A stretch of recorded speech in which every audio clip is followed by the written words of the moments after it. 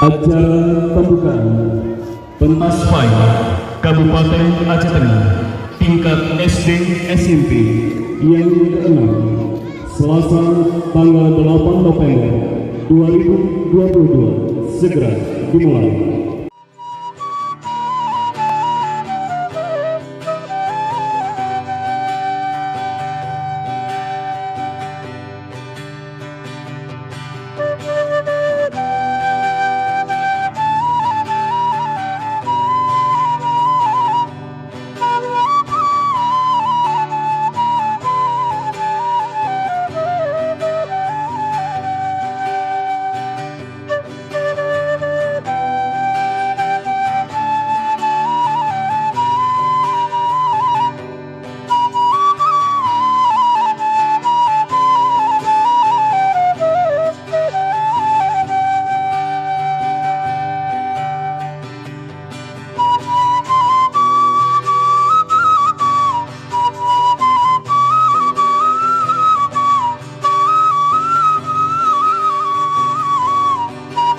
Kami merasa berbangga dapat diundang hadir di tengah-tengah anak-anak dan saudaraku sekalian yang akan mengikuti dan menyaksikan kegiatan pentas seni FAI hari ini.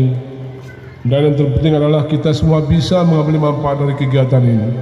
Kemudian dengan mengucapkan Bismillahirrahmanirrahim, kegiatan pentas seni pendidikan agama Islam tingkat SD dan SMP tahun 2022 dengan resmi kami nyatakan dibuka.